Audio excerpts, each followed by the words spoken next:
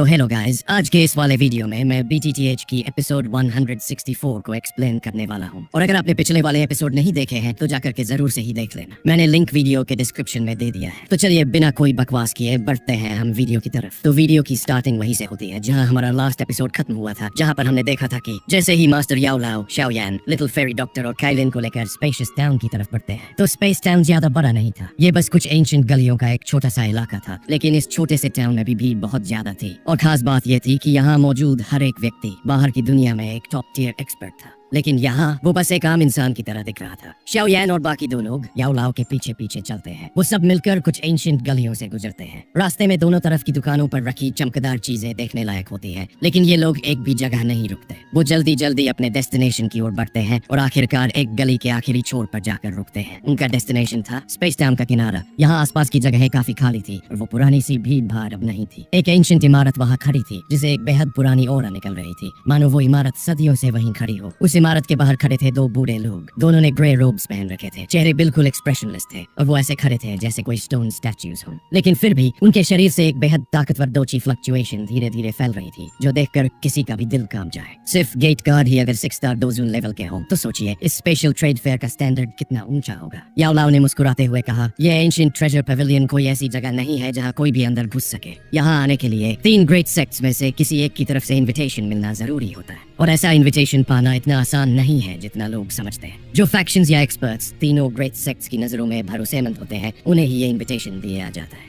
लेकिन याओ लाओ पुराने पेट्रोन्स में से हैं, इसलिए उनके लिए ये इतना मुश्किल नहीं रहा। शाओयान और बाकी दोनों ने हल्का सा सिर हिलाया। वो समझ चुके थे कि यहाँ आना हर किसी के बस की बात नहीं। याओ लाओ अब उस एंशिएंट गेट की ओर बढ़ते हैं। उन्होंने अपनी उंगली से एक रेड ग्लो बाहर फेंका जो सीधा उन 2 बुजुर्ग गार्ड्स की तरफ गया। उनमें से एक ने वो ग्लो पकड़ लिया और वो ग्लो धीरे धीरे बदल गया एक ब्राइट रेड इन्विटेशन कार्ड में। उन दोनों एक्सप्रेशनलेस बूढ़ों का चेहरा हल्का सा बदला, उनकी धुंधली आंखें याओ लाओ के ग्रुप पर पड़ी, फिर वो धीरे से झुके। वेलकम। उनमें से एक ने अपनी स्लीव्स लहराई और वहां से 4 ब्लैक लाइट्स निकली जो शाओयान और उसके साथियों के सामने जाकर हवा में ठहर गई। वो ब्लैक लाइट्स दरअसल स्पेशली क्राफ्टेड ब्लैक डोपिंग्स थे। याओ लाओ ने समझाया, यहाँ ज्यादातर लोग अपनी आइडेंटिटी छिपाकर अंदर आते हैं। आखिरकार किसी को अपने खजाने दिखाने का शौक नहीं होता। ये डोपिंग्स तीनों ग्रेट सेक्ट्स ने मिलकर बनाए हैं। ये दूसरों की प्रोबिंग को रोकते हैं। याओ लाओ ने तुरंत एक डोपिंग पहन लिया और उनका पूरा शरीर उसमें छिप गया। शाओयान और बाकी दोनों ने भी वही किया। याओ लाओ मुस्कुराए और एंशिएंट ओरा से भरे उस पवेलियन के भीतर चले गए। शाओयान और बाकी लोग उनके पीछे चल दिए। शाओयान की नजरें लगातार इधर उधर घूम रही थी, लेकिन इस पूरे एंशिएंट बिल्डिंग में रोशनी कम थी और अंदर ज्यादा कोई खास डेकोरेशन भी नहीं था। ये सब बहुत ऑर्डिनरी लग रहा था। ट्रेजर जैसा कोई एहसास नहीं हो रहा था। एक और ग्रे रोब बूढ़ा व्यक्ति चुपचाप आया और उनके सामने झुककर बोला, 4 गेस्ट्स प्लीज फॉलो मी। फिर वो बिल्डिंग के सबसे भीतर की ओर जाने लगा। याओ लाओ बिना कुछ बोले उसके पीछे पीछे चल दिए। वो यहाँ पहले भी आ चुके थे और सब कुछ जानते थे। बाकी 3 लोग भी उसके साथ चलते हैं। काफी देर तक वे लोग गलियों और कॉरिडोर से होकर गुजरे। आखिरकार वो सब एक बड़ी सी ब्रॉन्ज डोर के सामने पहुंचते हैं। वो ग्रे रोब्ड बूढ़ा वहां रुकता है, याओ लाओ को झुककर प्रणाम करता है और फिर बिना कुछ कहे वहां से चला जाता है। याओ लाओ ने धीरे से कहा, यही हमारी मंजिल है। फिर उन्होंने वो भारी सी ब्रॉन्ज डोर धीरे से खोल दी। अंदर से फेंट लाइट बाहर आई, लेकिन याओ लाओ उससे नहीं हटे। वो आगे बढ़े और अंदर दाखिल हो गए। शाओयान और बाकी ट्रियो उनके पीछे चलते हैं। जैसे ही वो अंदर दाखिल होते हैं एक एंशिएंट हॉल उनकी नजरों के सामने आता है जो एक स्टेडियम के आधे साइज का था। हॉल के अंदर स्टोन चेयर्स लगे हुए थे और वहाँ पहले से ही कई लोग मौजूद थे। सबके चेहरे ब्लैक डोपिंग्स के पीछे छिपे हुए थे। कोई किसी की आइडेंटिटी नहीं जान सकता था। शाओयान और उसके साथियों के हॉल में दाखिल होते ही कुछ निगाहें उनकी ओर घूमी, लेकिन फिर सबकी नजरें वापस चली गईं। फिर भी शाओयान को एहसास हुआ कि कुछ लोग अब भी सीक्रेटली उन्हें स्कैन कर रहे थे। याओ लाओ ने उन नजरों की परवाह नहीं की। वो एक किनारे जाकर बैठे और अपनी स्लीव्स लहराई। चारों तरफ की स्पेस हल्की डिस्टॉर्टेड हो गई। यहाँ बहुत सारे एक्सपर्ट्स मौजूद हैं। याओ लाओ ने धीरे से समझाया, हमें सतर्क रहना होगा, नहीं तो हमारी बातों को कोई सुन सकता है। शाओयान ने सिर हिलाया और अपनी नजरों से पूरे हॉल का जायजा लिया। उसे कई ऐसी जगहें दिखी जहां स्पेस डिस्टॉर्टेड थी, यानी बाकी लोग भी उतने ही कोशिश थे। याओ लाओ ने कहा, अब बस शांति से इंतजार करते हैं, यहाँ की डील्स जल्द ही शुरू होंगी। शाओयान ने देखा कि याओ लाओ अब पूरे हॉल को धीरे धीरे स्कैन कर रहे थे, शायद किसी जान पहचान वाले की तलाश में। शाओयान खुद ज्यादा मदद नहीं कर सकता था क्योंकि भले ही वो एक 8 स्टार डोजून था, इस हॉल में कम से कम 10 लोग उससे भी ताकतवर थे और वैसे भी वो ज्यादा स्कैन करने के मूड में नहीं था, कहीं कोई मुसीबत न बुला ले। 2 घंटे बीत गए। इस दौरान कई और ब्लैक डोपिंग पहने लोग अंदर आए। अब तक वहाँ लगभग 7 से ज्यादा लोग पहुंच चुके थे। याओ लाओ ने धीरे से सांस छोड़ी। शाओयान ने पूछा, कुछ मिला क्या? हाँ, कुछ पुराने जान पहचान वाले भी आए हैं, याओ लाओ ने मुस्कुराते हुए कहा, लेकिन उन्होंने ये नहीं बताया कि कौन कौन। तो शाओयान बस चुपचाप सिर हिलाता रहा। एकदम से एक गहरी सी गोंग की आवाज हॉल में गूंज उठती है और डिस्टॉर्टेड स्पेस में से एक व्हाइट बियर्डेड बूढ़ा व्यक्ति धीरे धीरे सामने आता है। शाओयान की भौहें सिकुड़ जाती है। उसकी सेंसेस कहती है कि ये आदमी कितना भी बूढ़ा क्यों न दिखे, इसका ऑरा बेहद डरावना है। उसके चारों तरफ एक वैसी फ्लक्चुएशन थी जो सिर्फ डोशेंग जैसे एक्सपर्ट से निकलती है। शाओयान ने धीरे से कहा, 9 चेंज पीक डो जून। इसका मतलब था कि उस बूढ़े आदमी का आधा कदम बैनशेंग में प्रवेश करने को था। ये रिफ्लेक्टिंग ट्रेजर माउंटेन का माउंटेन चीफ है, बाओ शैन। जब मैं उससे पहली बार मिला था तब भी वो सेंट्रल प्लेन्स का एक प्रसिद्ध एक्सपर्ट था। अब वो 9 चेंज पीक डो जून बन चुका है, बस एक कदम बैनशेंग से दूर है। चाइलिन और लिटिल फेरी डॉक्टर का चेहरा गंभीर हो गया। चाइलिन के दिल में हल्का सा कंपन हुआ। वो सोचती अगर ऐसा एक्सपर्ट नॉर्थ वेस्टर्न पार्ट में होता तो वो एब्सोल्यूट टॉप होता, लेकिन यहाँ वो बस एक ट्रेड फेयर होस्ट कर रहा है। सेंट्रल प्लेन्स वाकई में 2 ची कॉन्टिनेंट की सबसे टॉप जगह है। एक और स्पेशल ट्रेड फेयर शुरू हो रहा है। बाओशान ने सभी को देखकर कहा, लेकिन हॉल में कोई जवाब नहीं देता। वातावरण पूरी तरह से शांत रहता है। बाओशान ने इसकी परवाह नहीं की। उसने अपने चारों तरफ स्पेस को डिस्टॉर्ट किया, मानो एक स्पेशल प्रिजन तैयार कर लिया हो। पुराने रूल्स अभी भी लागू है, कृपया ज्यादा चिंता मत कीजिए। फिर वो मंच पर आ गया और बोलता है, लगभग सभी लोग आ चुके हैं, तो आइए अब इस ट्रेड फेयर की शुरुआत करते हैं। और उसके आखिरी शब्दों के साथ पूरे हॉल की निगाहें उसी की ओर टिक जाती हैं। हर किसी की आंखों में एक हल्की सी चमक और एक्साइटमेंट झलक रही थी, क्योंकि हर कोई जानता था इस ट्रेड फेयर में जो ट्रेजर्स पेश किए जाने वाले हैं वो बिल्कुल भी ऑर्डिनरी नहीं होने वाले। तो अब स्पेशल ट्रेड फेयर का फर्स्ट ऑब्जेक्ट ऑक्शन होने जा रहा है। ओल्ड मैन बाओशैन ने अपनी स्पेशल वूल के अंदर से हवा में हाथ घुमाया और एक जोड़ी डेंस व्हाइट बोन विंग्स सबके सामने प्रकट हो गई। उन प्राचीन पंखों से हल्की विंड लाइटनिंग की आवाज निकल रही थी, डीमन फीनिक्स विंग्स। शाओयान चौंक गया। ये वही पंख थे जो उसे पहले से ही मिल चुके थे। उसका चेहरा एक अजीब सी एक्सप्रेशन ले आया। उसे हमेशा से ये पता था कि हेवन डीमन फीनिक्स ट्राइब अपने ट्राइब मेंबर्स की डेड बॉडीज और ब्लड लाइन को कितना ज्यादा वैल्यू करती है। अगर कोई इनका शव छूने की भी कोशिश करता है तो पूरी की पूरी ट्राइब पीछे पड़ जाती है। और इसी वजह से शाओयान ने कभी भी अपने हेवन फीनिक्स विंग्स को रिवील नहीं किया था। लेकिन ये क्या? इस स्पेशल ट्रेड फेयर का पहला ही आइटम वही विंग्स थी। लगता है हेवन डीमन फीनिक्स ट्राइब पर काफी स्नीक अटैक्स हुए हैं, लेकिन ये तो एक्सपेक्टेड था। शाओयान ने मन ही मन सोचा, हेवन डीमन फीनिक्स की बॉडी खुद में एक ट्रेजर होती है, नेचुरली लोग टारगेट करेंगे ही। और सच्चाई भी यही थी। पूरी कॉन्टिनेंट में डीमन फीनिक्स विंग्स जैसी कंट्रोवर्शियल चीज को सिर्फ यही special trade fair openly auction कर सकता था। ओल्ड मैन बाओशैन की आवाज गूंजती है, demon phoenix wings, heaven demon phoenix के पंख। अब सभी को पता ही है कि ये कितने रेयर हैं। अगर इन्हें एक फ्लाइंग डो स्किल में रिफाइन किया जाए तो कोई भी आपके स्पीड के आगे टिक नहीं पाएगा, ना ही भागते समय, ना ही किसी को किल करते वक्त। मस्ट हैव है ये। फिर वो बिना किसी हेजिटेशन के बोलता है, ओनर ऑफ दीज विंग्स चाहता है कि इन्हें एक्सचेंज किया जाए एक टियर 8 मेडिसिनल पिल के साथ जिसने 4 कलर्ड पिल लाइटनिंग को पार किया हो। हमारी इवैल्यूएशन के मुताबिक डीमन फीनिक्स विंग्स की वैल्यू इसी के बराबर है, तो जो भी इंटरेस्टेड हो बिडिंग शुरू करे। पूरे हॉल में चुप्पी छा जाती है। शाओयान अपनी सीट पर लीन होकर सबको इंटरेस्ट के साथ देखता है। उसे डीमन फीनिक्स विंग्स की यूजफुलनेस का बहुत अच्छी तरह पता था। इनकी मदद से वो कई बार अपने से कई ज्यादा पावरफुल ओपोनेंट से बच चुका था, लेकिन चूंकि वो ऑलरेडी पोजेस करता है ये विंग्स, अब उसके लिए ये अट्रैक्शन नहीं रखती। 5 मिनट बीत जाते हैं, तब कहीं जाकर एक भारी और होर्स वॉइस गूंजती है, आई वांट इट। शाओयान की नजर तुरंत उस दो पेन की ओर जाती है जहाँ से आवाज आई थी। वहाँ एक फिगर है जो एक जेड बॉटल को हवा में उछालकर ओल्ड मैन बाओशैन की तरफ फेंकता है। ओल्ड मैन बाओशैन उसे पकड़ता है, खोलकर चेक करता है, फिर मुस्कुरा देता है। Is there anyone willing to offer a higher price than this? उसकी आवाज पूरे हॉल में गूंजती है। Silence. ओल्ड मैन बाओशैन बिल्कुल भी सरप्राइज नहीं होता। Original owner of these wings एक 6 स्टार डुजून था और किसी भी एंगल से ये एक्सचेंज फेयर था, न कि कोई ओवर हाइप्ड ऑक्शन। किसी के लिए भी इससे ज्यादा ऑफर करना लॉजिकल नहीं था। ओल्ड मैन बाओशैन ने अपनी उंगली से फ्लिक किया और वो विंग्स सीधे उस बायर के पास उड़कर चली गई जिसने बिड किया था। उसने उन्हें तुरंत अपने स्टोरेज रिंग में डाल लिया। याना सॉफ्टली बोलता है, ये जगह ऑर्डिनरी ऑक्शन नहीं है। यहाँ हर कोई जानता है कि क्या लेना है और कितना देना है। जब तक एब्सोल्यूट नीड ना हो कोई भी ओवरपे नहीं करता। यहाँ लोग मूर्ख नहीं है। शाओयान ने सहमति में सिर हिलाया। यहाँ मौजूद लोग इतने पावरफुल थे कि एक से बढ़कर एक रेयर चीजें निकाल सकते थे, लेकिन फिर भी सिर्फ वही बिड करता है जिसे सच में इंटरेस्ट होता है। ओल्ड मैन बाओशैन एक बार फिर मुस्कुराया। अब हम शुरू करते हैं आज के ट्रेड फेयर की दूसरी चीज का ऑक्शन। अचानक एक पेल गोल्डन स्क्रोल उसके हाथ में प्रकट होता है।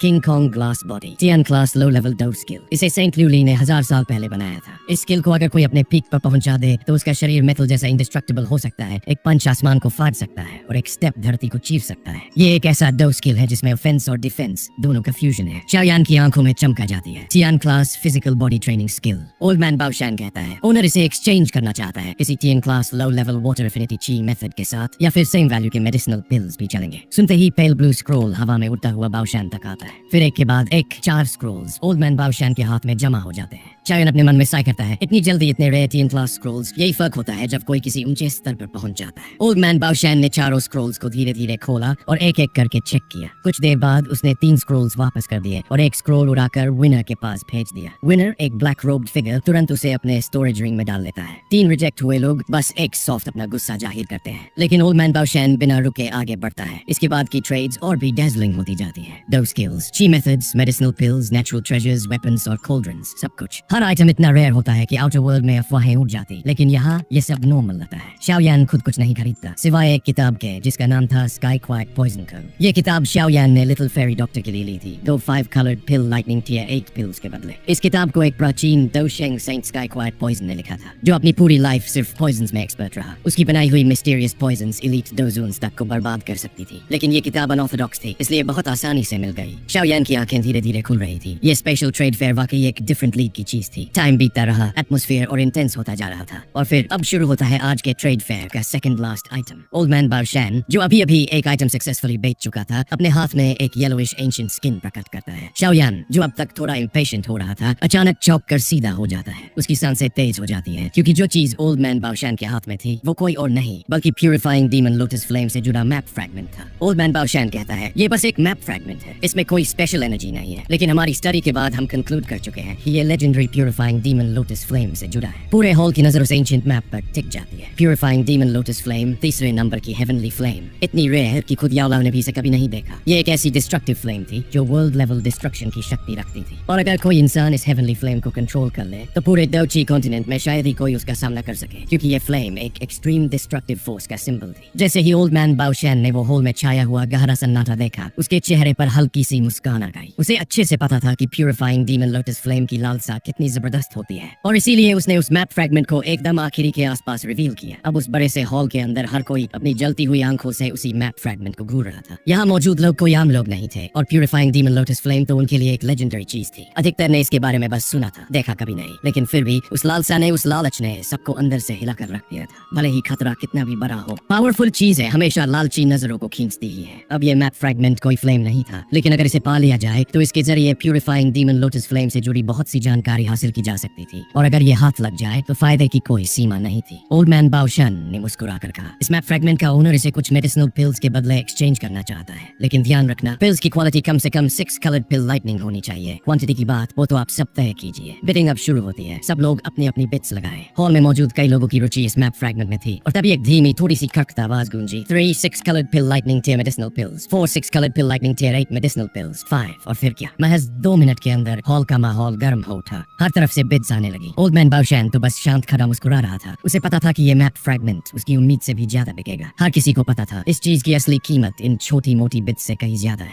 अगर कोई इसके जरिए प्यूरिफाइंग डीमन लोटस फ्लेम तक पहुंच गया तो बाकी सारी लॉसेस कोई मायने नहीं रखेंगी। इसी बीच शाओयान थोड़ा चिंतित नजर आया। उसने धीरे से पूछा, अब क्या करें? याओ लाओ ने बस सिर हिलाया, घबराओ मत, थोड़ा इंतजार करो। शाओयान ने बस चुपचाप सिर हिला दिया, लेकिन उसके दिल की धड़कनें तेज थी। हर गुजरते पल के साथ प्राइस बढ़ता ही जा रहा था, और शाओयान को अब वो लालच साफ नजर आ रहा था जो उस फ्लेम की तरफ सबको खींच रहा था। बिडिंग लगातार तीव्र होती जा रही थी, और बस कुछ ही मिनटों में प्राइस जा पहुंचा 9 6 coloured pill lightning tier 8 medicinal pills तक। अब शाओयान का चेहरा थोड़ा सख्त हो गया था। इतना हाई बिड उसकी उम्मीद से काफी ज्यादा था। अब हॉल में भी थोड़ी शांत हो गई थी, लेकिन जो बचे थे वो थे असली धनी और शक्तिशाली लोग। तभी एक ठंडी गुस्से से भरी आवाज गूंजी, 5 7 coloured pill lightning tier 8 medicinal pills. Hall में एकदम सन्नाटा छा गया। सभी निगाहें उस आवाज की ओर घूमी, लेकिन दिखा सिर्फ एक काला लबादा पहने इंसान। फिर एक और बुजुर्ग आवाज गूंजी, 8 पिल्स। शाओयान के दिल में थोड़ी राहत आई। याओ लाओ ने आखिरकार बिडिंग में हिस्सा ले लिया था, लेकिन तभी उस पहले वाले आदमी ने दांत पीसते हुए कहा, 1 8 coloured pill lightning tier 8 medicinal पिल। पूरे हॉल में एक झटका सा महसूस हुआ। कोई उम्मीद नहीं कर रहा था कि कोई 8 कलर्ड पिल लाइटनिंग मेडिसिनल पिल जैसी रेयरिटी भी स्टेक पर रख देगा। अब याओ लाओ की हल्की सी ठंडी आवाज फिर गूंजी, 3 पिल्स। अब पूरा हॉल एकदम थम गया था। वो पहला बिडर यानी वो स्किनी ब्लैक रोब्ड मैन फिर सामने आया और एक गहरी ठंडी आवाज में बोला, 5 पिल्स। शाओयान की आंखें उस डायरेक्शन की तरफ घूम गई। वहाँ एक दुबला पतला आदमी एक स्टोन चेयर पर बैठा था, और जैसे ही उसकी आंखें शाओयान से टकराई, एक अजीब घातक दबाव उसकी तरफ बढ़ा, जैसे अंतरिक्ष ही डगमगा गया हो। याओ लाओ ने बस अपनी आस्तीन से हल्की सी लहर चलाई, और वो प्रेशर तुरंत डिस्ट्रॉय हो गया। शाओयान का चेहरा अब गंभीर हो गया था। ये कौन है? याओ लाओ ने बहुत गंभीरता से कहा, ये आदमी बैनशेंग के आधे कदम पर है। अब शाओयान समझ गया कि इस स्पेशल ट्रेड फेयर में सच में कितने बड़े एक्सपर्ट्स छुपे बैठे हैं। याओ लाओ ने तुरंत बोला, 8 पिल्स। अब हॉल में एक पल को पूरी तरह सन्नाटा छा गया। ओल्ड मैन बाओशैन मुस्कुराते हुए बोला, हाँ 8 coloured pill lightning medicinal pills. क्या कोई और बिड करेगा? तभी वही ब्लैक रोब्ड व्यक्ति एक बार फिर सामने आया और बोला, 1 9 coloured pill lightning tier 8 medicinal पिल। पूरा हॉल हक्का बक्का रह गया। इतनी रेयरिटी का पिल सिर्फ मैप के लिए। हर कोई यही सोच रहा था, ये आदमी सच में पागल है। शाओयान का चेहरा भी अब थोड़ा डार्क हो गया था। उसके पास भी एक 9 कलर्ड पिल लाइटनिंग मेडिसिनल पिल था, वो पिल बीस्ट जो उसने दोशेंग की रिमेन से पाया था, लेकिन वो उसे अब देना नहीं चाहता था, क्योंकि वो पिल बीस्ट फ्यूचर में इवॉल्व होकर टियर 9 मेडिसिनल पिल बन सकता था, जिसकी वैल्यू अनइमेजिनेबली हाई होती। याओ लाओ की उंगली धीरे धीरे उसकी आर्म रेस्ट पर थपक रही थी, और शाओयान समझ गया कि अब ये बिड यहीं खत्म हो रही है। याओ याओलाओ ने धीरे से कहा, मैं इस आदमी की पहचान समझ चुका हूँ, पुराना दुश्मन है। अब समय आ गया है उस पुराने हिसाब को खत्म करने का। शाओयान ने बस हल्के से सिर हिलाया, क्योंकि उसे भी पता था जब सही तरीके से नहीं मिल रहा तो दूसरे तरीकों का समय आ चुका है। और तब वो स्किनी ब्लैक रोब्ड आदमी मुस्कुराया और अपनी हथेली से एक छोटा सा स्नो व्हाइट रैबिट निकाला, एक अनबिलीवली रिच मेडिसिनल फ्रेग्रेंस के साथ। ये था वो 9 कलर्ड पिल, लाइटनिंग मेडिसिनल पिल। उसने थोड़ी तकलीफ के साथ उसे बाओशान की ओर फेंका और बाओशान ने उसे वेरीफाई करके एक्सेप्ट कर लिया। Transaction complete. ये मैप अब आपका है, ओल्ड मैन बाओशान ने काम होकर कहा और मैप फ्रेगमेंट उस आदमी की ओर भेज दिया। शाओयान की मुट्ठी कस गई, उसकी काली आंखों में ठंडी चमक उभरी। ये फ्लेम मुझे किसी भी कीमत पर चाहिए, चाहे दुश्मन कोई भी हो। फिर अचानक ओल्ड मैन बाओशान की आवाज फिर गूंजी, स्पेशल ट्रेड फेयर की आखिरी चीज कोई वस्तु नहीं बल्कि एक सूचना है। हॉल में सब चौंक गए। सूचना? वो भी आखिरी में? बाओशान ने धीरे से मुस्कुराकर कहा, the legendary Bodhisattva ancient tree, जो किसी को आम से उठाकर सेंट शेंग बना सकता है, वो 10,000 सालों बाद फिर से प्रकट हो चुका है। जैसे ही ओल्ड मैन बाओशान के मुंह से निकला बोधिसत्व एंशिएंट ट्री, पूरी की पूरी हॉल एक जोरदार धमाके की तरह गूंज उठी। कुछ एक्सपर्ट्स तो अपने शौक को संभाल ही नहीं पाए और सीधा खड़े हो गए, क्योंकि बोधिसत्व एंशिएंट ट्री अगर पूरे डोची कॉन्टिनेंट की सारी नेचुरल ट्रेजर्स को रैंक किया जाए तो ये ट्री टॉप 3 में आता है। इसे लोग नॉलेज रीइंकार्नेशन ट्री भी कहते हैं। ये एक ऐसा वृक्ष है जो हर 1000 ईयर्स में एक साइकिल बढ़ता है और पूरी तरह मैच्योर होता है 100 साइकिल्स में, यानी मिनिमम 100,000 ईयर्स। इतना लंबा समय जहाँ ज्यादातर चीजें वक्त के साथ मिट जाती है। वही बोधिसत्व एंशिएंट ट्री उस समय से ही परे है। ये कॉन्टिनेंट की एक्सट्रीमली एंशिएंट स्पीसीज में से एक मानी जाती है। और सुनो, कहा जाता है कि ये ट्री हर 1000 साल में एक बार प्रकट होता है और जब होता है तो पूरे कॉन्टिनेंट में भूचाल मच जाता है। पूरे इतिहास में कई एलीट दो शेंग तक मारे गए हैं इस ट्री को हासिल करने की लड़ाई में। एंशिएंट किताबों के मुताबिक इस दुनिया में सिर्फ एक ही बोधिसत्व एंशिएंट ट्री है। ये खुद की इंटेलिजेंस रखता है और हर बार प्रकट होने के बाद जमीन के नीचे जाकर छिप जाता है। जब तक खुद से न चाहे तब तक कोई इसे ढूंढ नहीं सकता। और लोग यूं ही नहीं कहते Bodhisattva ancient tree becoming a शेंग इमीडिएटली। ये बस अफवाह नहीं है, क्योंकि इसके अंदर जो चीज होती है बोधिसत्व हार्ट, वो किसी की भी हार्ट को पूरी तरह बदल सकती है। एक बार अगर किसी को ये हार्ट मिल जाए तो 2 शेंग बनना सीधा हो जाता है। एक उदाहरण है एक ओल्ड एक्सपर्ट जिसे ये बोधिसत्व हार्ट मिला। वो सिर्फ 2 स्टार डोजून था और बिल्कुल एवरेज टैलेंट का, लेकिन जैसे ही उसने वो हार्ट लिया सारे ऑब्स्टिकल्स ऐसे टूटे जैसे थे ही नहीं और 5 साल के अंदर वो सीधा 2 शेंग बन गया और पूरे कॉन्टिनेंट को हिला दिया। अब सोचो, ऐसा पावर कौन नहीं चाहेगा। और अगर बोधिसत्व हार्ट न भी मिले तो उसका थोड़ा कम वर्जन यानी बोधिसत्व सीड भी मिल जाए तो 2 जून के लिए बानशेंग की तरफ बढ़ने के चांसेस बढ़ जाते हैं। और बानशेंग का रास्ता तो वैसे भी बहुत ही कठिन और खतरनाक होता है।